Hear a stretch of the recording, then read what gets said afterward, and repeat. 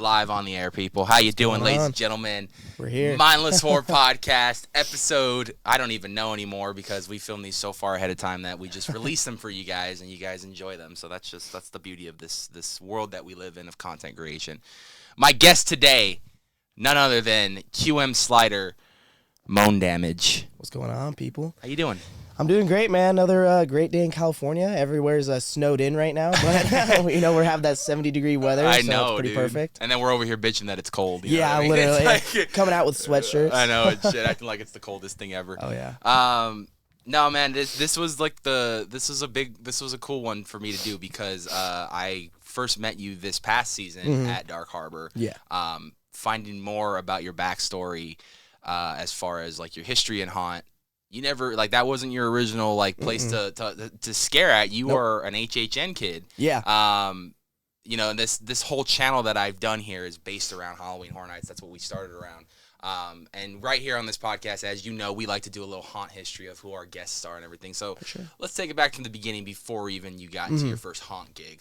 What was the first moment for you that you fell in love with this whole world of horror, Halloween, haunt? Yeah, for sure. I always take it back to my mom. So fun fact, she actually is really good friends with Dietz. And she was actually Dietz's supervisor at Knott's when he was a slider way back in the day in the 90s. So growing up, seeing her show me pictures of all these big random monsters that they're doing and all these crazy guys sliding on their body sliding and even before sliding was a thing.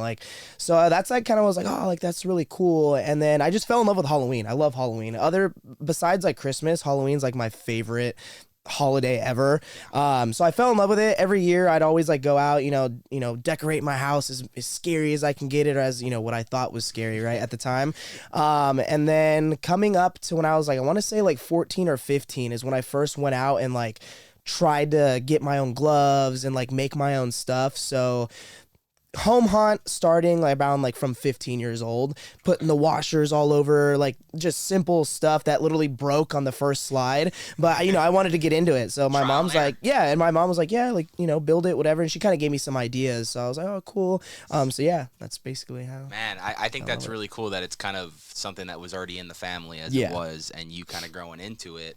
I always like hearing those stories of where it kind of lives on through the legacy.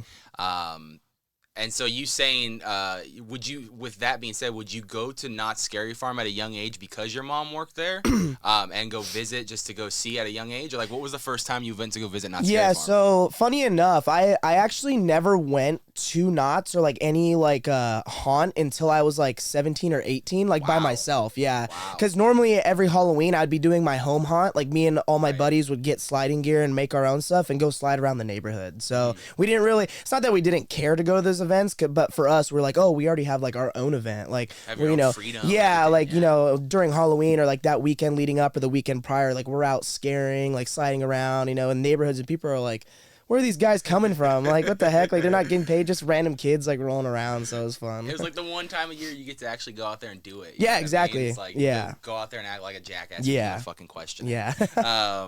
That's awesome though. You don't really hear that origin story, especially because where a lot of people that I talk to, a lot of their first introductions to haunt or sliding or anything is going to Knott's Scary Farm. Yeah. For you, it's the kind of the opposite. Is your mom worked there and you kind of knew about it and everything. Yeah. So you kind of incorporated it in your own style, doing it at your own kind of home haunt version of it with your friends and everything. Yeah. Probably not knowing a damn thing of what you're doing. Just a lot of trial and error, just hoping you just land it and don't get hurt. Yep. But it's like you were saying, there was a lot of times in the beginning when you were building gear and off the first slide, it was done. Yeah. You know what I mean? So it's from where you started to where you are now, it's so much about the gear, so much about the industry now. It's just if you could take what you knew now and apply it later, you would have been a freaking pro. Oh yeah, there's no years way. ago. Yeah, years ago. Out the gates at 18, I would have been sliding everywhere. Man, he would have been all over the place. Oh yeah. Oh man, but so you say you don't go to your first haunt till 17, 18. Yeah. That's when you first step into Not Scary Farm? Is that when you first take it and see it to like sliding as a whole new level of like taking it that's like, oh wow, there's more to it than I thought? Oh yeah, for sure. Yeah, when I first went, I really was like, I think when I went, Knott still had chainsaws, like real chainsaws. I remember that. So when I went, I just went with some buddies, and yeah, I fell in love with the event, and I was like, yo, like honestly, like people get paid doing this, like this is actually super sick. So I had like a summer job and everything, so I ran it by my mom, and she's like, oh, like just audition, like there's still people there, I think at the time that she knew. So she's like, yeah, like apply, whatever. And then I went the next year, or like a few times that year, and yeah, I fell in love with it. I was like, dude, this is awesome. Like, how do I get into it? Where do I get into it? Where do I apply? Sign me up. Exactly. So you go to the event, you have a great time. Yeah. You're already at the age of 18 now. Yeah. And you can legally do this, no problem, no restrictions. Where do you apply? Do you immediately apply at Knott's the next year you can, or where do you go first? So I first applied at Knott's. I got the audition, and it was one of the, like, I had to send in, like your height, weight, whatever. But at the same time, I also applied for Universal, because my mom was like, oh, like go both, like they both have really good events, like whatever. Right. So I was like, okay, cool, like no biggie. So fun fact, Knott's actually never reached back out. So, wow. And within that first like couple of days of applying, Universal was like on it. They sent me like the audition, like, hey, be here at this hotel at this time, whatever. So that's when I went to Universal, did my whole audition, got that golden ticket, and I was like, all right, well, I guess I'm sticking with Universal. And yeah, I was there ever since for the last 11 years. So what year is that you go for that first audition? My first audition at Universal was in 2018. No, 2017. Oh man. Yeah. I've been going to the event since 2011, so like there's more than a likely that I've seen you at the event. Yeah. Or walked past you, not even knowing it was you. Talk to me, because I don't get to talk to a lot of people who've worked Halloween Horror Nights. Yeah. So this is like one that, like I said, this is something that the channel's built on. Something that I've loved as an event for years. There's a hate-love relationship for this event, but at the end of the day, it's all love. Yeah. Talk to me a little bit without, taking back the curtain too much, because I don't want to like spoil it for anybody or their behind the scenes or anything. Yeah, no worries. Talk to me a little bit about the audition process at Halloween Horror Nights, because I've heard what it's like at Knott's. I've heard Queen Mary. Yeah. What's it a little bit different? I know there's a lot different for Horror Nights. What was it like for you? I feel like for me, it's just like what do they call it? It's like very corporate, right? It's very like selective, and they're very like built up really well. So, you walk in, you sign in, you sit down, like kind of like normal, I would say, movie auditions. And you come into a room with 40 to 50 people, and you got your number on, and you kind of go in a line, and they have you do certain things and, scare certain places. And pretty much that's about it. You got Scott Kleckner sitting up front, and, Allison and all them at the time, watching you, and Zach and all those. Shout out, Zach. But yeah, so, they're sitting there watching you do your thing, and walk right back out, sit back down, and they deliberate, and hopefully you get the golden ticket. So golden ticket. And so you do this audition, you go through it. Yeah. Where do you, so this is what, 2017 you said? 2017 was my first year. Pretty decent year if you have mazes. Where do you get put into? So my first year, I got put in War of the Worlds, roaming. I was a roaming Freddy with a like a hospital gown on. Titans of Terror. Yeah, Titans of Terror. Gotcha. So Roman Freddy, how was it? I mean, because to me, like walking back there as a guest, I love movies, I love all that stuff. So just walking back there and the aesthetic of that is awesome. How was it just like getting to spend nights back there? Honestly, like for me, it was pretty cool being out there. I mean, for me personally, also being my first year, it's very remote. Yeah. So a lot of our break spaces in like dirt, and like, we're having to put these easy ups when it's raining. Yeah. When California had rain back then. Some LED lights. Yeah, some LED lights. Yeah, it was fun. People bring in your speakers. And especially being like a first year, like being a rookie, I was like, dude, like this is actually pretty cool. You meet so many people from like literally all bouts of life. So it's really cool. I had a great time roaming too back there, scaring.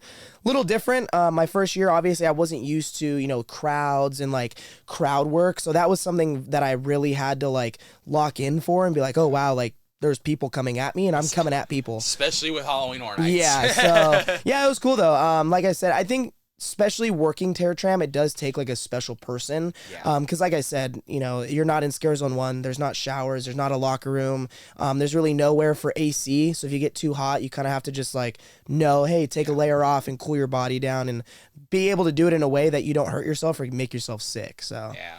Hydrate, obviously. Yeah, hydrate or dihydrate. Yeah, hydrate or dihydrate. That's a good one. That needs to be a shirt right there. Yeah. Yeah, because no, I'm a massive fan of the Terror Tram. I was so sad when they like the few years they took it away, and then they brought it back, which it's been pretty good so far. But so 2017, you're playing Freddy Krueger. I mean, that's a role right there of its own. I mean, that's a historic character. Yep. That's a great way to launch the haunt career, if you've asked me myself. Yeah. Right there on the Terror Tram, Freddy Krueger, War of the Worlds set. That's just a great start. 2018. That's another solid year. I think, you know, there's a few mazes in 2018 where I'm just like, okay. But 2018 was the introduction of the Universal monsters there. Where do you find yourself in 2018? So 2018, before Universal started doing their, like, rehire thing for like the past people, I went in and re-auditioned because normally you had to re-audition every year. So went in 2018, re-auditioned, and actually got put back on Terror Tram. But my first season ever as a chainsaw, I actually, from the year before, Ian, the one of the side co-captains with Lance in 2017, they were the Chucky dolls in the front. And they were trying to get me in 2017 to go up to the front and, like, you know, test it out, see how I liked it, but I just never got the chance. So come 2018, they said, hey, put my name down, whatever. So I went through the auditions, got rehired, and I got put on the back of Tram that year again, back to back, as a chainsaw Smiley, the one with like the latex. It was the year of Hatchet Hannah's and that were up in Scares Online. Would that be the return of? I can't forget what it was. All I know, I was like some. Oh yeah, I think so. Yeah, that was so. Yeah, it was Hollywood Harry. I was like some weird yellow lizard looking thing. Yeah, because it was like his friends came and they took over the Terror Tram. Yeah. Okay, so now so. Are you put on the chainsaw team at that point then? So I was put on, that was my rookie season as a chainsaw. So that was my first year working a chainsaw, like scaring with a chainsaw at the back of Tram. But then also I was the first year rookie on Brigade. So I made Brigade tryouts that year too. I had no idea what I was doing. I was like, tryouts, I was like, oh my God, like where am I going? How am I doing this? I was like, but it was cool though. What Brigade is one of those things, like, you walk out and it's like, for me, it just feels like that hockey walkout, right? Like crowd's hype, you got the music bumping and like you're just locked in. You're like, you're like, I'm literally about to run around for 30 minutes for no reason at all. Like, so obviously, you know, Star. Oh yeah. So me and Star go way back. Yeah. And she, obviously she's had her fair share doing that as well. Yeah. I remember there was one photo meet where like her and I were just hanging out and someone was playing like music that you would hear from the chainsaw chase out. Yeah. And I walk up the Star, I nudge her, I'm like, chainsaw chase out or what? She's like, I was thinking the same fucking thing. And I was like, I know, bro, I know how you think because I think the same way. But no, there's just something about it. I mean, I can imagine as a performer that energy, that excitement, that adrenaline is just second to none. I mean, you hear it from, like, for example, from like a professional wrestler. Yeah. When they say they hear their music hit and that wave of just fucking cheers or boos or whatever it is, you just feel that energy of just those people, you know. And it's something I think every year that they make it just more and more special. Yeah, you know, they add that extra touch to it or something. So but that's pretty cool that your rookie year you get to be a part of this. So I know with the Terror Tram too, you guys end around like midnight, 12:30ish. What does that typically look like as far as like that time go? Do you guys just kind of chill until you guys go out there until chase out? Because I know there were some nights they closed at 1. Yeah. Some nights they closed at 2, mostly on the weekends. Yeah. So like, what do you guys do for that? Like you just back there taking break until they call you guys out for Brigade? Yeah. So basically for Brigade specifically, if you're on Tram, so the non-Brigade saws, they'll stay there and they take that last set and they'll close it out. Right. So they're kind of like the guys that we call the wrap-up crew. They put all the chainsaws away. They take them down to the they do everything. The guys that are on Brigade, we always leave about like 45, 30 minutes early before anything happens. So we all get on a shuttle to the top, take us to the top, and then we literally get like, that's why I liked low-key about Tram is like being on like Brigade, like you get like almost at like an hour and a half, almost 2-hour break. So you go up to the top, you go to take 5, you know, get in your go late, you could go take a nap for like an hour, dude. You know, pop a little monster in, a little white monster, or just chill with everyone, or just chill and hang out, and mainly that's what it was, you know, you know, guys locker room type stuff, all excitement, you know, goofing off, doing fuck all, there, telling for sure. Stories throughout the night, for sure. That sounds like a fun ass time. Yeah. Man. I mean, it looks as fun as like I said, as a guest, man, just watching it. It's just the excitement is just there every time. And, like, it's always that buildup of when you think you guys are going to drop it, but then, like, obviously me, now that I've been doing this for so long, I know who the guy in charge is to look out for the cues, all that the stuff. light, so I'm just like, all right, I'm just waiting for the guy to freaking do the light at that point. But that sounds like a lot of fun, man. That sounds like a great rookie year to get off of that. Which goes next to, I'm assuming you come back in 2019, which is one of my all-time favorite years. Killer Clowns from Outer Space came that year. Ghostbusters was one of the underdogs of that year. It was just such a solid year. Where do we find you in 2019? So 2019, I believe it was the Skulls, I want to say, the Fallen Angels that were in Scare Zone 1. Okay. I got brought up to Scare Zone 1 for my first year up there as a chainsaw again. So I was still a chainsaw, in Scare Zone 1. And that was... And back on Brigade again. Back on Brigade. Yeah, at that point, that was my second year on Brigade. So I was back there on Brigade again. So yeah, that was super cool. And yeah, Scare Zone 1 is also just a different beast. You know, you got constant flow of people. You know, you got the people hanging out on the sides, like you guys filming and stuff, and photographers and stuff. So there's so much to do in Scare Zone 1. And I imagine too, like, there's a point in the night where, like, it is crowded, but then there's like that little slow flow of, like, probably everyone's in mazes already. Everybody's at the event where they need to be. Yeah. You got maybe people coming out from the show. Actually, at the time, they weren't doing the show. At the time, that was still a maze area. So actually, it would have been crowded. Yeah. Never mind. Don't listen to me. No. You had a steady flow of crowd, and, like, I think you working Halloween Horror Nights, I think prepares you for any crowd. Yeah, really, because that's the crowd of all crowds. Right there, when it comes to haunt events, sold out 33K, 35K, like, and we're not talking like 1 or 2 nights. We're talking almost every single every night. Yeah, you're like walking through the street like this with your tucking your chainsaw. You're like, oh my god. So was there procedures around that? Like, if it got too packed, did they pull you guys off, or they tell you guys to just cool it on the saws? Yeah, I mean, so it depends. Like, there's a lot, like, specifically for tram now. Like, when tram gets backed up in the back, they'll pull the people just because it's dangerous for us. Just, I mean, we can sneak through and keep re-scaring people, but over time they've seen it that, like, people that are stagnant and just sitting there will eventually hit someone. So you see that one video that one year that guy got fucking yeeted. Yeah, gets thrown. So that's what they're trying to avoid. Yeah. So I mean, Scare Zone 1 is a little bit different just because, like, you can walk to other places to get away from a crowd. And normally Scare Zone 1, they'll never pull you unless there's, like, lightning, rain,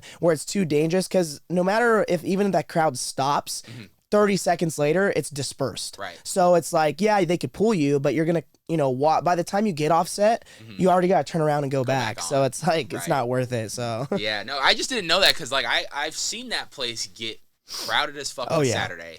But I've also seen it be, like, and you really don't see this anymore, but I've seen it, like, kind of on a dead night too. You know what I mean? Which even on a dead night, it's still pretty crowded. Oh yeah. You know, but I just didn't know how that worked, because I remember back in the day, like, when they used to have scare zones down in the lower lot. Yeah.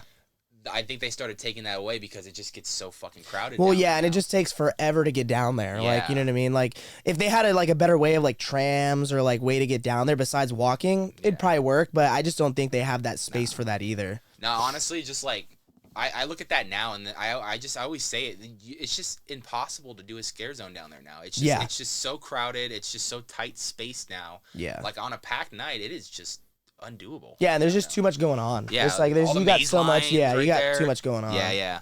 All right. So Scare Zone 1, man, that's incredible, because that is one of the that's the scare zone. You walk in and it's all right there. So you're setting the tone for the event right there, man. And I imagine, and I've seen you energy wise, you set that tone. Yeah. Set that tone a lot. And obviously, you got to build more relationships, more people on that one. Oh yeah. 2020 comes around though. What do you do? Crazy, right? 2020, what a year. So I was like, there's gonna be no haunt. Like, what do I do? Like, do I go back to scaring with a mask? On the streets? Like, I didn't know what to do. And then found out that the Haunted Hayride was doing a drive-in, and I said, oh, what the heck? I go, that's cool. So I was like, I'll apply, see if I get it. And Frank, actually, who was a supervisor at Universal for a really long time, I think he still works there, for Horror Nights and stuff, hits me up. He goes, yo, dude, no way. I just saw your application. I applied super late too. Like this event literally started like a day before, and I just sent an application in, sent a video of me like running around my room, like scaring, because they're like, oh, show us what you can do. Yep. And he's like, yo, dude, like I saw your application. He goes, you want to start tomorrow? I go, I'm in. I'll work. So it came in. It's just, you know, something simple. I was running around with a mask and like these little taser things and like scaring people in their cars and stuff. But that definitely was such like a weird experience of like offset mask, like, you know, having to do all these like different procedures and like, you know, if you get sick you got to quarantine for 2 weeks and then there goes basically your whole season. Like, because haunt's not that long, man. Yeah, 2 weeks in haunt's a lot. Oh yeah, but it was cool though. Like definitely like running next to cars, it was so weird. I mean, I was doing some crazy shit, you know, sliding under trucks and like we weren't supposed to, but I'm like, dude, it's COVID, like we're having fun, like gotta get innovative. No, I went to that event twice. I got to cool. do the VIP wagon. Okay. Which in my opinion that year was the way to do it.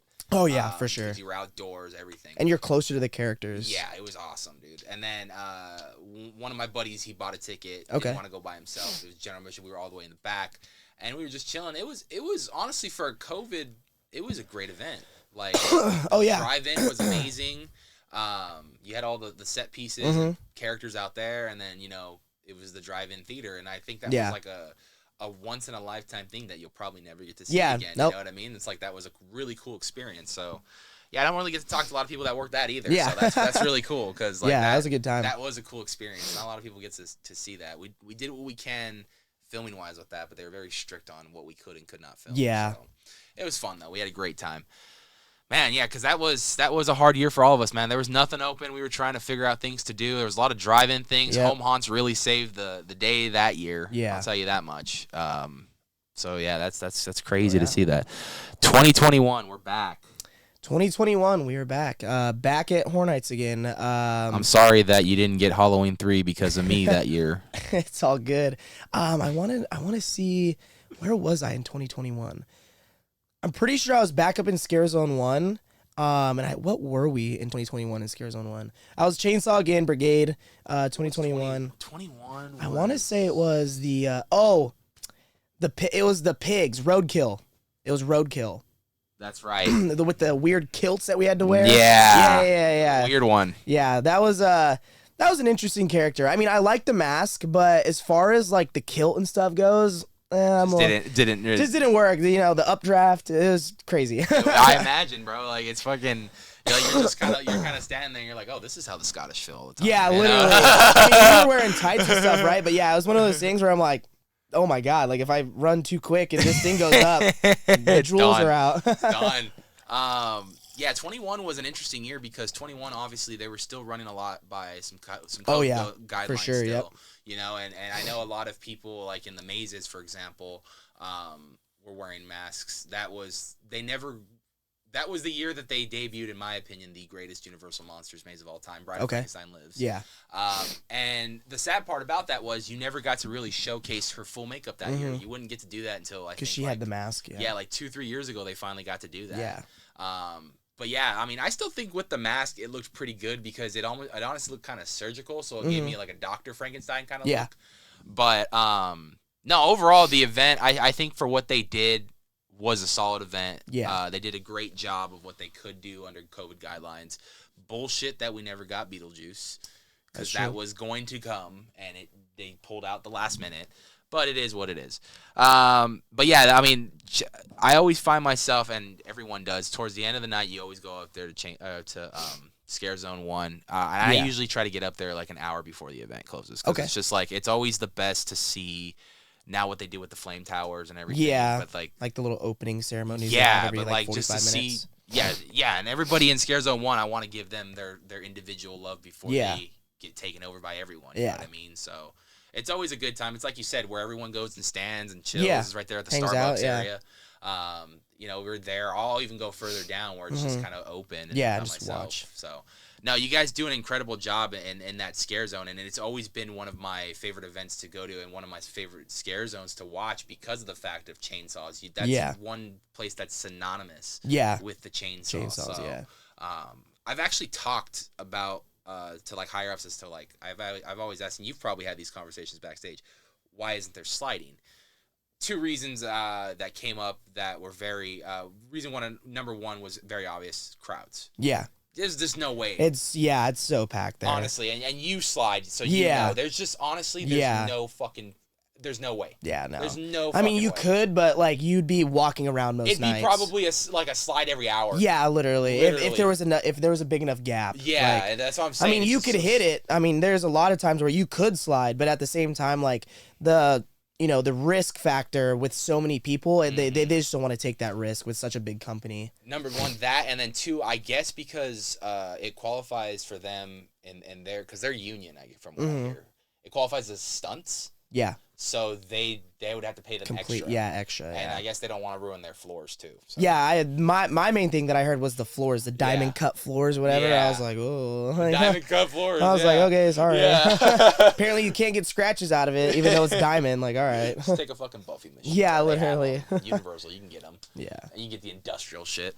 No, but I just think that it's just not doable. I know people talk about that a lot. Yeah, and you can attest to this. There's just no way. Yeah, no. Honestly, like even if there was a way, there is no way. Yeah, it'd be nice, but there's just no way. 22, bud. 22, back in Scare Zone 1, back on Brigade. The clown year, the like weird like little bag clown phase. Yeah. That year was fun. 22. I had so much fun being a clown. I've wanted to be a clown like as a chainsaw there for a long time, and they weren't really bringing it back. And we're like, we've been all these weird characters. We've been these roadkill monsters. We've been these like skull things. I'm like, yeah, those are cool and pretty, but like we want something. Like we want to joke around and whatever. So yeah, 2021 they brought out these clown masks, and we were all like, let's go. We're all so hyped. So that year was really cool. Brigade was fun that year too. I really just loved their outfit that year. It was more of like that punk, like kind of tight jean, but they were stretchy, so you can like move in that thing. It was really cool. We had like the hoodies and everything, so it was pretty cool. Very light though, so like you didn't get too hot. So it was nice. Yeah, they would do, and then they would go on in 23. We'll jump to 23 right now, but they would go on in 23 to kind of do the entire event as like a punk theme. Yeah, punk theme. Which was honestly one of my favorite years because of the fact of the lineup was great, number one, but two, the punk theme. But 22 was another. It was a decent year. I remember there was like some things that were like maze wise not the best, but then there were some things that were good. Scare zones. I'll be honest with you, scare zones. I've never had issues with scare zones no. At all. They always get down. I think they're always great. And especially with how crowded it is and how little of there is of you guys. You guys figured out a way to really give everyone an experience. Yeah. You know what I mean? And that's something I could say confidently about all the years that I've gone to HHN is about the scare zones is there could be fucking 50,000 people and only like maybe 100 of you guys on staff, right? But like you guys make it feel like every scare, every like person back matters. To back, yes, like you give people that experience there, and that's something I can always say about Horror Nights that has always done good about their audiences. They make sure everyone gets that scare, everyone has that memory. So, no, I mean, and you guys kill it on Scare Zone 1. I mean, that's like I said, that's one of those zones I would always just stand there, and I've seen so many talented people. I'm seeing a lot of talented women there. Yeah. That are there just freaking doing chainsaw. And you didn't get to see that a lot back in the day. No, I mean, like I said, back in my day, it was really only Star, her sister, and there was one other, I forget her name. But yeah, Star and her sister mainly, and Erica. Back in when I started, there's only 3 girls, and now when I left, before I came to Dark Harbor, we have like so many girls there. We got Darla, Audrey, Kira, like so many other girls, like Sammy, like and they kill it, dude. So they honestly, in my opinion, like they do better than some of the dudes out there. You know what I mean? Like, I know, and they got the same energy the guys bring. Like it's cool to have them around and they're also just beautiful people. They're nice. They're awesome to talk to. They're really cool. Good. So you want that kind of energy when you want. Oh yeah, for sure. Yeah, especially when you're in like a team like that. And most of them made Brigade too. So it's like you're chilling on the outside with the guys, and the girls come walking in. We're like, hey, everyone's here. It's a good time. So yeah, and we know how that is. Especially when we go to like you tell me when we do with the team. Oh yeah, it's like it's the same vibe. It's like. Everybody comes in and everybody's like vibing. Yeah. No, that's sick though, man. I mean, and like I will say this last year I did see a lot of female representation out there, not in just one, but across the everywhere, event as a whole. So it's really cool to see that grow every year. Yeah. Not only at Horror Nights, but also at Dark Harbor, Knott's. You're seeing it all across Sliders too. Yeah. It's just it's incredible to see that this industry is taking a good shift. Yeah. Of things. 2023, which is, in my opinion, probably Hornets is one of Hornets' strongest years. I know, and it's the one that I missed. I moved to Dallas. Oh, Dallas, Texas. Yeah, I took a year off, moved to Dallas, Texas. Didn't do really anything haunt related that year. I didn't even come back to visit the event, actually. I was working so much. But yeah, I moved to Dallas, Texas for a year, pursued a little bit of country dancing out there, won 2 belt buckles, came back. So I was like, all right. Damn, yeah. Look at you, 2-time belt buckle winner. Yeah, so moved back in 2024, and that's when I went back to 2024. I took a year off of 23. Talk to me a little about the belt. Is that their big trophy over there? I mean, belt buckles in Texas, yeah, it's like one of their main, like, that's like kind of, you walk around like, yeah, I got a belt buckle. Like, I won it. Buckle. Yeah, I didn't buy it, I won it. They got like engraved and everything? Yeah, I got like a whole, like, I got a couple of them. They're all like engraved and stuff. That's and yeah, sick, it has my name on it, champion. Next party, rock one. Yeah, I'll do it. Hell yeah, rock one. I'll be like, Rock that's it the up. buckle. Yeah, there it is. Take a picture for the Instagram. There you go. Okay, so Dallas, Texas. Yeah. Did you enjoy living out in Texas? Yeah, I did. Texas is one of those things. I mean, for me, I was raised kind of like country, very like riding horses. I did a little bit of bull riding in my time, so it was cool. Like Nick fights bulls. I was riding them, so that's how me and him got along this year for sure. I swear you guys could be brothers. Yeah, literally, honestly. everyone was like, "What the heck? How do you guys do this?" I'm like, "Yeah, it's fine." Like, but no, yeah, I love Dallas. Dallas was cool. It's one of those states that like. It's Texas, dude. Like, you can do anything, right? Like, I mean, it's laws, but it's like lawless. So It's pretty cool, though. I mean, I liked it. Weather was funky.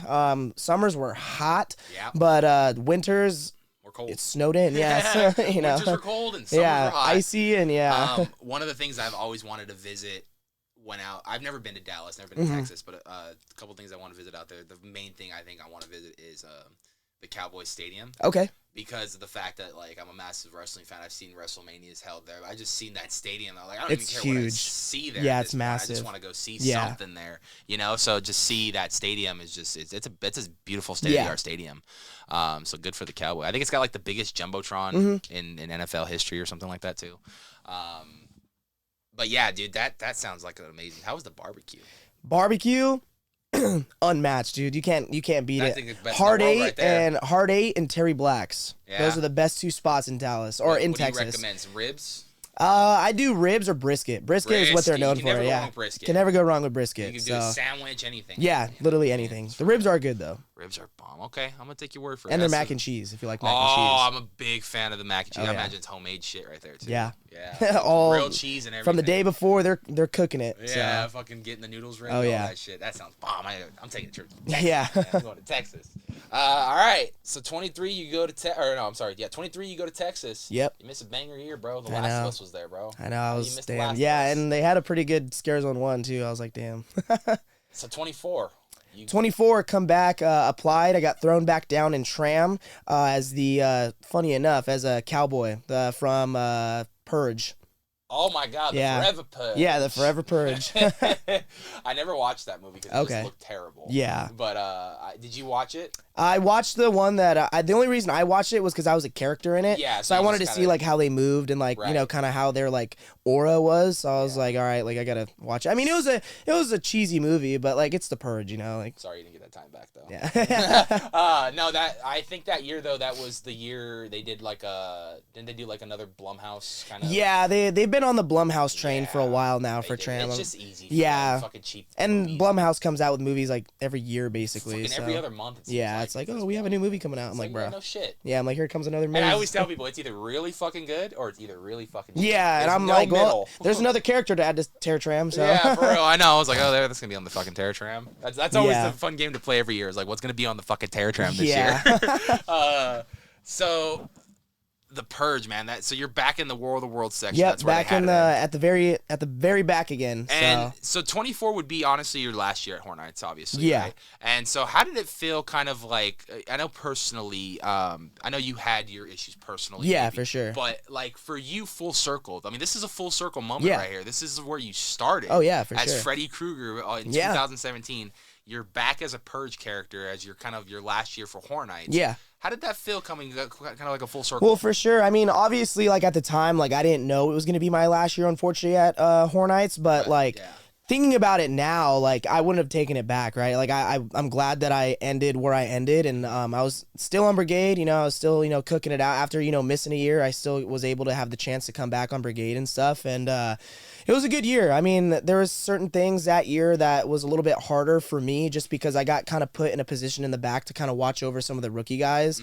So so it's kind of like my first year kind of being in like, not like a supervisor role, but someone that like they look up to. They're like, oh, you've done this for a long time. Like they trusted you with the responsibility. Yeah, they're like, your first year, you were a first year brigade, and like you were a saw of the year, your first year, or a rookie year, of the rookie of the year, and you got the belt and everything.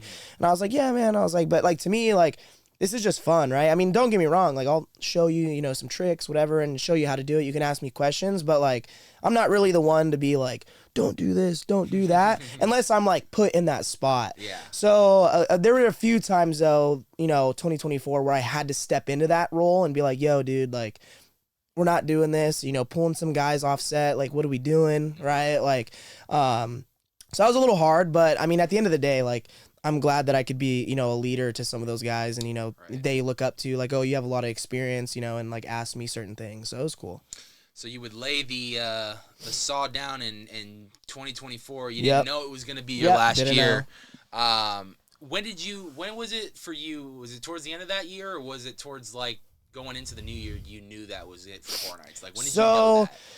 I won't touch much on it, but basically, you don't have to get into it deep. But not anything crazy. But basically, there was the after party, whatever, and some things went down at the after party that Universal found out about, and unfortunately, it wasn't my fault. But I had to defend myself and stuff. So moving on from that point, HR found out, and they basically just deemed me as like they didn't want me back. Mm-hmm. So I was like, cool. I mean, I contacted AGVA and everything, and I was like, hey, like I think this is unfair decision. I go, but I'm open to come talk. So, and I let Universal know that. I was like, I would love to come in and sit down and explain to you what happened, because I feel like you guys didn't hear my side and you only heard one side that's being told.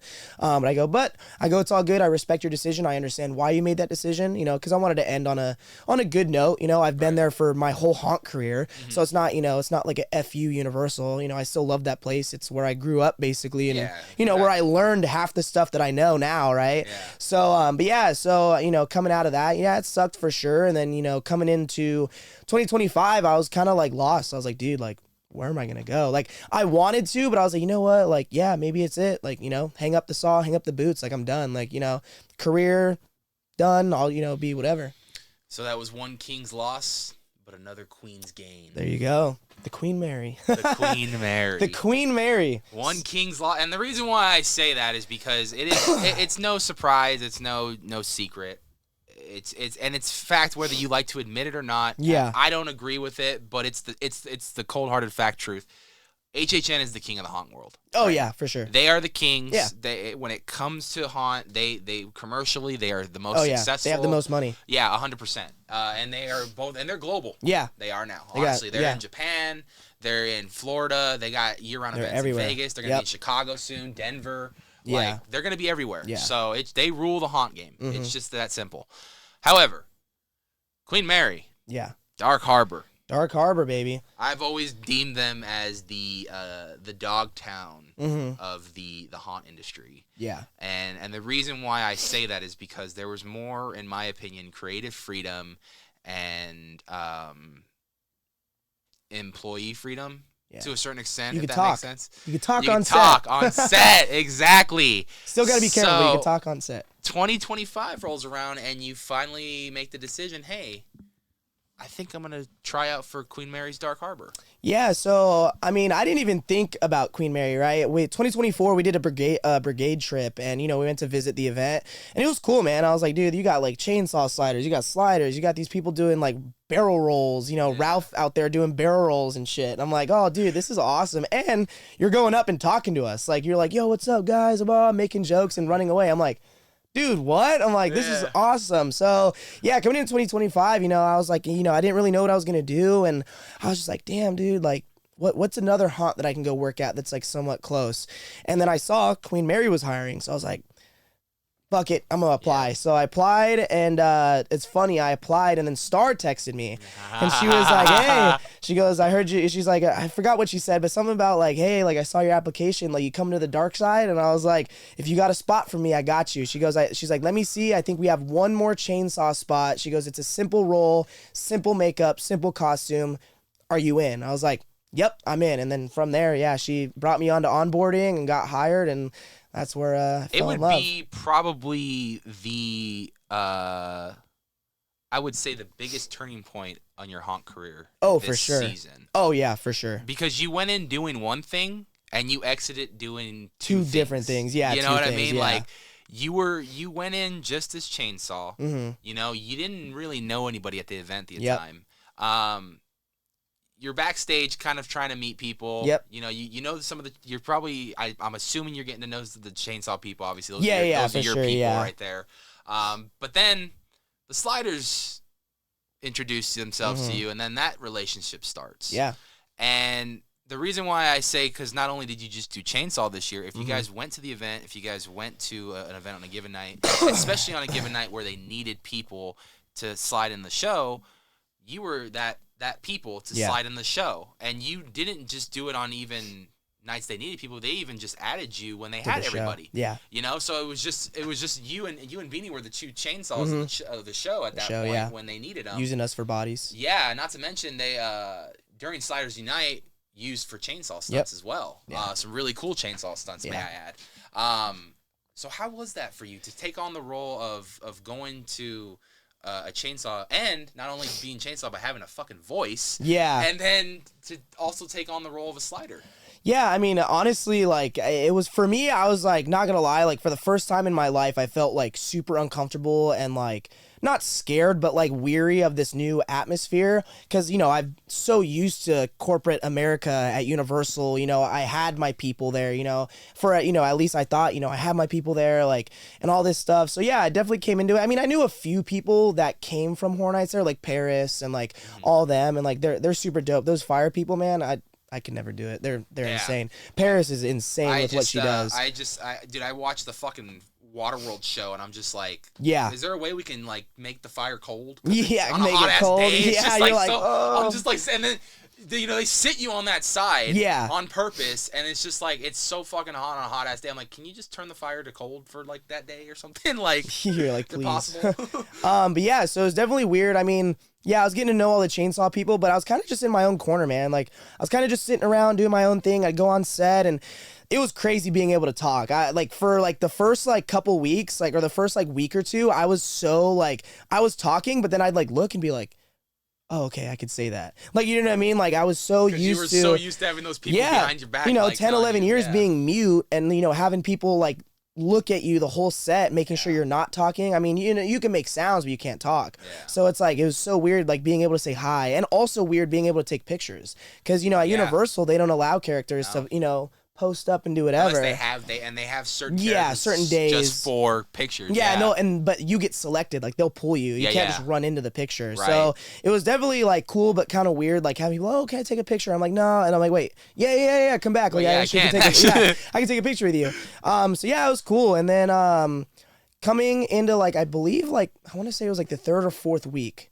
That's when, shout out Omar and Mike, you know, he kind of looked at me. He's like, dude, what are you doing? He's like, get over here. He's like, stop sitting by yourself. You look like a loner. I was like, all right, dude. So whatever, you know, came in. I was all right, cool, whatever. And started shooting the shit with everybody. And yeah, dude, they took me in as like one of their own, and told them a little bit about my history and like kind of what I did. And, you know, like I used to slide, but, you know, I'm not the best at it, but, you know, I was like, I used to slide a little bit. And they're like, oh, cool.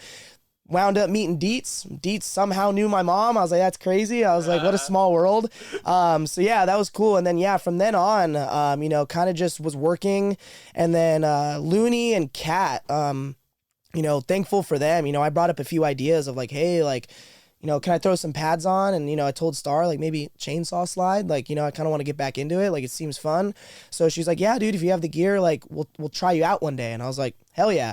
So third, fourth week, come back in, you know, shout out Kitty too. She let me use her pads. So I didn't really have any knee pads, but I had the shoes and everything. So, you know, she lent me some pads, and I was like, hell yeah, dude, like, let me try it. So I went out before we opened and hit a couple knee slides. I was like, oh, dude, got it. I know where to stand up, put trash cans out, and I'd slide up to, like mimic a person. Right. Omar watched me a little bit. He's like, yeah, dude. He goes, I feel comfortable with you as long as, they approve it. Star approved it that night, and I was sliding with my chainsaw, and I was like, dude, this is awesome. I was like, nowhere do I know a haunt that has chainsaw sliders. Like, insane. And then, me doing whatever on set, I'm finding out that I could slide with the chainsaw too, because the bottom's so slick. Dude, I'm hitting slides, like going underneath like boxes and shit.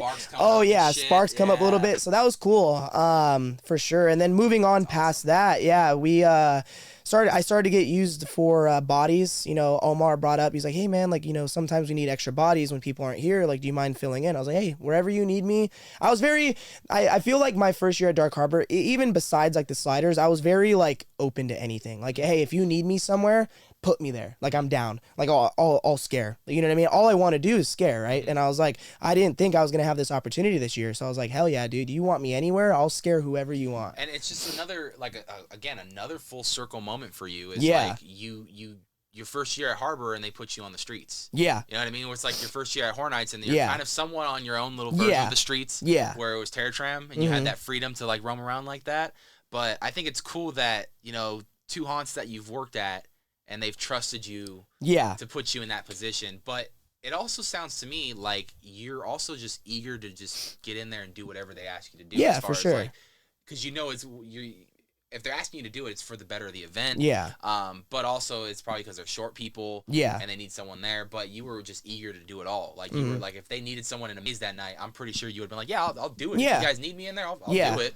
Like if you guys need me wherever you need me, I'll be there. But there was a few nights where I did like walk. I mean, I turned my chainsaw off, but there was a few nights where Kenny, one of our supervisors in Big Top, I was over there because I was like the roaming chainsaw clown thing, whatever. Was like, hey dude, like sometimes like can you just like roll in there and like scare the crap out of people and then roll through the maze and then come out? I was like, yeah dude, I got you. I'll walk through. Like why not? So I'd walk through, scare some people because they had an opening. So I was like, oh cool man. So come back out and then chilling. Dude, go back out and scare. How fun was that too? I mean, that's something you probably never gotten to do at Horror Nights at all. That's like a big no-no. They don't do over there. No chainsaws in the maze. I was like, what the heck? And she's like, yeah, just don't turn it on. I was like, but I can carry it in there. Yeah. Oh, dude, I was running in that maze like the ball pit. I'm just like going. Not crazy. To mention, like you could scare people with just a string alone. Oh yeah, you know what I mean? Snap? Yeah, you could just do that and people get scared. You know what I mean? It's like I used to see that. That's just such a simple. I used to see that at Horror Nights all the time. Such a simple scare. Yeah. Such a simple scare. Man, I wish I would have seen you do that one of the nights this year, man. That would have been so fun to film. Oh, man. Excuse me. Yeah. But yeah, dude, no, I will say this, man. I had a lot of fun at Dark Harbor this year. I know you had a lot of fun at Dark Harbor this year working it. I think this was probably like a good, in my opinion, reset for you. Oh, yeah, for sure. Because, I mean, don't get me wrong, you had an amazing, great career, start career at Halloween Horror Nights. How long did you do that for? 17, almost 10 years? Almost 10 years? Almost 10, 11 years. Yeah, 8 years, almost, I would say, at Horror Nights. Yeah. Which is 8 good seasons, off and on, you know what I mean? Yeah. And it's like you said, you still have love for the event. And for sure. It was never about the event you had hated for. Like, it was just some BS that happened behind the scenes that was just personal. For sure, yeah. And so, like, it's just one of those things where it's like, I'm pretty sure you still go to the event every single year. Yeah. You go visit. Yeah, if I have days off, I'll try to go. It's a little expensive, but. It is, honestly. It really is. But and I know that's a lot of the haunts that a lot of people go to in the beginning because that's like the first one that opens in the season. So everyone at least tries to go to that one so they can get at least a visit of some haunt. Yeah. But you know what's cool is like you brought up chainsaw sliding and something that you've always wanted to do, you never got to do. Yeah. You look at Universal and it's just chainsaws. You look at Knott's, it's just sliding. But then you look at Dark Harbor, it's chainsaws. Everything, sliding. Everything. So it's like, that's cool that you were able to get that creative freedom because knowing you as a person, I know you're very energetic. You're you could be a very like person who can talk some shit and hold your ground. Yeah, for sure. You know what I mean? And like, but you can do it in a way where it's like you're not gonna get in trouble. Yeah, it's all friendly. It's all fun it's games. All just fun. So I feel like Dark Harbor. It should have been a place you should have been at years ago. Yeah, honestly, because like it fits the vibe of who you are and everything. But no, I'm glad you're there now. Honestly, You said that, was that the first time that you found out Dieterman knew your mom was this year? Yeah, it was this year, yeah. So it was just it was funny, yeah, because I went home and, I was talking to my mom. I was like, yeah, dude, I'm, like, sliding again. I was like, it's super cool. Like, I missed it. And I was like, I'm getting all this, like, I'm buying all this fancy gear, now that, Dietz told me to buy. And she goes, Dietz? And I was like, yeah. And I was like, what? And she's like, is his last name Dieterman? And I was like, I think so. And she's like, no way, Scott D. Like, and I was like, you know him? I was like, what the hell? So then I went back to the next day. I went back and I was like, yo, Deez. He's like, what's up? And I was like, you know a girl named Janine Bourbon? And he looks at me. He goes, yeah, why? And he goes, is that your mom? And I was like, that's my mom. And he's like, well, that just goes to show you how much of a relic I am. And I was like, oh, man. I was like, what a small world. I was like, that's crazy. And then everybody was laughing. There's like, no way. Well, it's funny because, like, that was his supervisor. Yeah. Now she's working with the son. Yeah. Now he's working with the son. Yeah, it's crazy. It's just a full circle moment. Yeah, full circle. It was crazy. I was like, damn. I was like, that's insane. Yeah, I was you like, are getting old man. Yeah. I've always said the same thing, man. If I start interviewing people's kids that I've interviewed already, maybe it's time for me to stop this show and retire. That's funny. That's hilarious, man. What was for you? Obviously, I could see it on your face. I heard it when you made the speech at the awards banquet. Just to hear.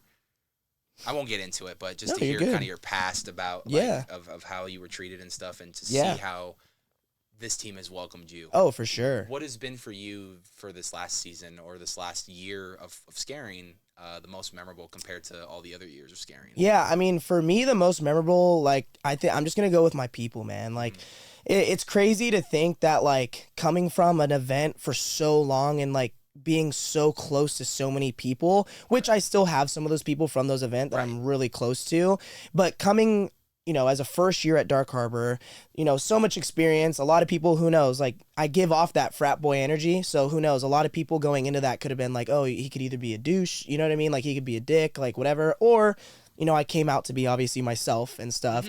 But I would say the people, man, the memories and how close I got with some of the people this year at Dark Harbor is, like, absolutely insane. Like, and also so many, like, good conversations and, like, deep conversations that I don't think I'd ever be able to have. But I was like, damn, like, like these people just I feel comfortable with, like, some of them, like Devin, me and him have had so many deep conversations about stuff. Life Alert, you know what I mean? Like, me and him dude, I love Devin. He's sick, and then Omar, especially with Kitty, like, Omar and Kitty have helped me out so much, like, this past season, and, like, we would, like, talk and stuff, and then me and Mike got really close, Tonto, and me and him were, like, shooting the shit all the time, and me and him always make jokes with each other, and, like, then I met Paul, and Vertigo's out there, killing it with us, and, having his little moments coming out there, so it's cool. We're fucking all playing Rainbow Six Siege. Yeah, but we're playing Rainbow now, you know what I mean? So, yeah, I think my most memorable, I mean, obviously there's a lot of memorable moments that I thought were funny and stuff, but I think, like, just overall, like, I just would say, like, the people, man, like, I can't thank them enough, and, like, everybody and they know who they are. Shout out a couple of them, but they know who they are, that took me in, and especially Star, dude, like, they took me in. We're like, kind of this runt off the street that didn't know what he was doing, but he has all the street experience. Let's bring him on. Looney and Kat and all them trusted me to do my thing, and scare safe and go out there and have fun, and so I love it. I love hearing that. I love hearing the love in the air of all the people. Oh, for sure. Because I always say that I feel like the person can only make the person so much, but it takes a team to really make everybody. Oh, yeah. You know what I mean? So you can only do so much to do what you want to do and make yourself known and available, but it really takes an entire team to make everybody work as a machine, as Dark Harbor does. And, I always give my love and everything, and Star knows how much she means to me as a friend. Yeah. Because I've known her I've known her for so many years. Even before I knew her, I knew her. You knew her. It's like, so she's just a good friend of mine, and I love seeing her succeed. I love seeing what she's doing, but I also love seeing all my other friends succeed. Yeah. You were talking about Looney. She had a great season this year as well, and I love seeing her succeed. I love seeing the entire team succeed this year because they had a great set of shows. And Sliders Unite. Sliders Unite was sick. That was like the multiverse just opening up and just being available for one night. I wish we could do that more often. Yeah. Because things like that are just incredible. So cool. And it's only at Dark Harbor that they let you do shit like that. You know what I mean? Like, I don't get to see other fucking haunts do that. So They did such an incredible fucking job this year, and I'm so stoked that I've gotten to go as many nights as I did. So stoked that I've gotten as close as I did with everybody. And you talked about like that frat boy energy, you know what I mean? And like you put that off, like, and that's like when I first was introduced to you, I didn't get that sense only because I think you were under makeup, you look different. Yeah, for sure. So then I just get a different vibe. Yeah. But like my mom always told me never to judge a book by its cover. Yeah. You know, I always like to give the people the opportunity to like really make the impression, or like I make an impression on them. Yeah. You know what I mean? For and sure. like let's see if we vibe. I've been able to vibe with you so many fucking times, like, and it's unreal for like, you look at someone like me and look at someone like him and like, yeah, I don't think I'd ever see them ever hang out together. Bullshit, I'd fucking be hanging out with this motherfucker every time we go to a fucking get together or something. We all be fucking laughing and shit, making jokes and everything. We have a great time, man, and it's great to see you part of the team. I think Dark Harbor right now is where you belong. Yeah. This is the next chapter and endeavor of your haunt career, and it's only just getting started. Yep. 2025 was a solid year for you. You got so many great opportunities because of it. I think you were able to do 1 year of haunt stuff. You were able to catch up 8 years of haunt. Yeah. That one year, yeah. So that's incredible to see you catch up with all that, especially, you know, starting off with Chainsaw, then getting pads, then doing Chainsaw and pads, being part of the show, being part of other things that people recognize you. I've heard twice in this interview, people personally, supervisors contacting you because they've seen your name in an application. Yeah. They know what you bring to the table. Yeah. Dude. Like, you've worked at all these events. They know what you bring to the table. They know the energy that you bring to the table. Obviously, you're wanted at these events, bro. That shows you something. Your track record shows you something. So, I'm going to go out and say it right now. I don't give a fuck. Whatever happened at Horror Nights, they fucked up for letting you go. Yeah, for sure. I'm sorry that happened to you. That shouldn't have happened to you. They should have taken the time to listen to your side. But it's like I said, one king's loss is a queen's gain. So, for sure. I'm happy to see you where you are now. You look a lot happier and a lot more in a better place now. Yeah, it's fun. We're in a group chat where we still keep in touch with everybody. And I see you guys, especially you, throwing in jokes all the time, memes, everything, and just having a good time.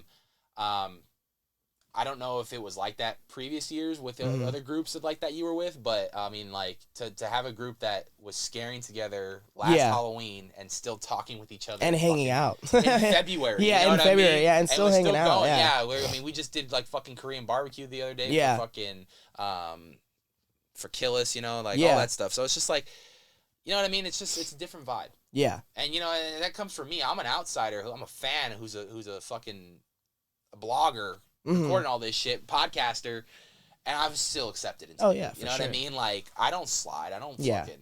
I could scare if I want to, but I don't. Yeah. But you know, it's just a different vibe with this team, this crew, and I'm glad you're a part of it. Man. Oh yeah. Me too. Honestly, looking ahead for 2026, man. Well, what are we thinking? Hoping, well, last year officially I did lay the saw down. I did tell Star that I'm officially retiring from sawing. That's it, huh?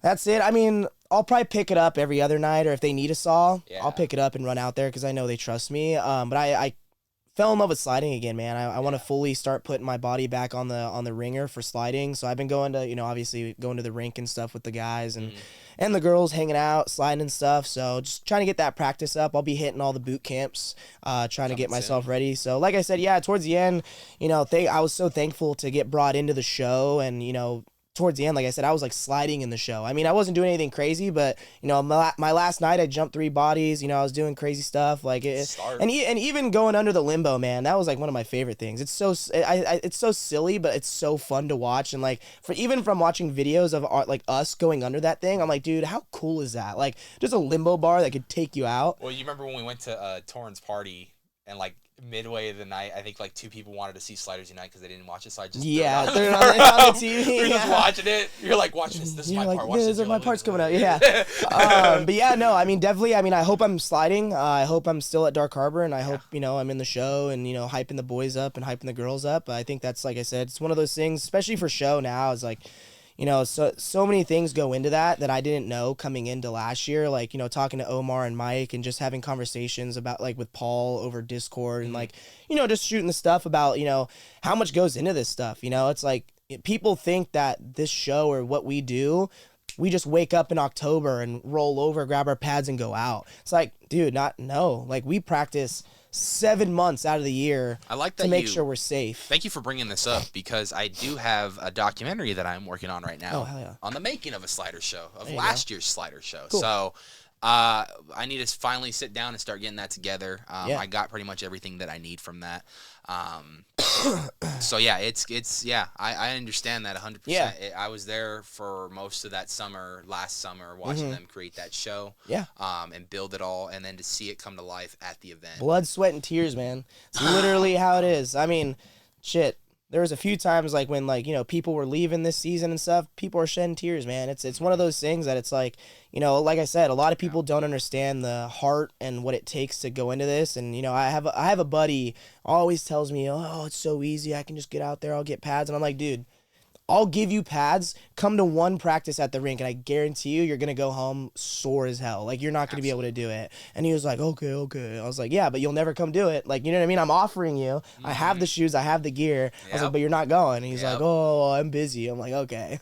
Oh, yeah. No, I've firsthand tried this one practice with Dieterman. Fucking knocked me on my ass. Haven't been back since. He gives me shit about it constantly. But no, it is. It's a very it's a physical activity. I've constantly, I believe within the next 10 years, because we've already seen it with skateboarding, that a sport like sliding is going to start getting some more recognition as like a professional sport. Oh, for sure. Like, you're going to start seeing it. I wouldn't say the Olympics just yet, but I think you're going to start seeing it start popping up in like the X Games. Yeah. All the like extreme sports competitions and stuff like that. Like, I think you'll start seeing it there. And then, much like skateboarding, it's got to build up its recognition for people. I mean, sliding's been around since 80s, 90s, bro. So it's like, it's been around for about almost 40 years now. Yeah. So, I mean, it's about due time for it to get its recognition fully now. So, it's coast to coast. It's around the globe. Coast to coast, man. It's crazy. So, hopefully we see you back for 2026. Dark Harbor. Oh, yeah. Can't wait. There's going to be a lot of spots, I think, open on that slider team this year as well. Yeah. So that's going to be a good opportunity for you to jump in and make member full-time for that season and be part of that show full-time. Yep. And I know you'll be ready to put in that work, as you always do. For anybody that wants to follow your journey throughout the year, if you give out social media, I don't know if you do or not. Do you have a social media? Yeah, I mean, it's just my Instagram. It'd be _BURBSKIS_Burbskis. That's that Burbskis. The Burbskis. The Burbskis. All right. Moan Damage, Logan, it has been an absolute pleasure. Thanks for coming in studio. I appreciate you. Oh, yeah. You're going to do great the next 10 years that you got going here, bro. Appreciate that. You did an amazing 8 years at Halloween Horror Nights. I know for sure I've probably ran into you one of those fucking times at least, because as much as I cover that event, I've been all the years you work. So for sure I've ran into you at least once. But you've had an incredible career at Horror Nights. You gave all you can at Horror Nights. It's time for your next journey now. It's time to give the man the voice now. And you were able to find your voice this past season. You found a way to go through with it. It was a new experience for you. Oh, yeah, for sure. You were able to build upon that. You built relationships. You built characters. You built friendships that will last forever. But more importantly, you built a new home for yourself, which is the most important part for you. And as long as you're happy and you're having a good time and you keep being happy, you keep having that good time, just keep up with it. Yeah, there's going to be those stressful days. Yeah, there's going to be bullshit. Yeah, there's going to be corporate interference. Yeah, there's going to be all of that stuff. There's going to be a bunch of hurdles and speed bumps that come along the way that try to slow you down. But in the end of the day, it's all on you, bro. It's all a mental game. All the mental. It's always a mental game. The bad times are only temporary. Yep. The good times always take over. So, can't wait to see what you do in 2026. I can't wait to see what happens in 2026. And I think it already passed, but the Dark Harbor just had that the Valentine's Day the masquerade thing. Yeah. So when this episode is out, it's already passed. But for us, it's coming up. So we'll be there for that, or you've already seen that video. So I don't know, confusing. Time, dates, math. Thank you guys very much for watching today's episode of the podcast. If you guys enjoyed the video today, smash that like button, hit that subscribe button, follow us on all of our social medias. Until then, we'll see you guys right here next week for another episode of the podcast. Stay spooky.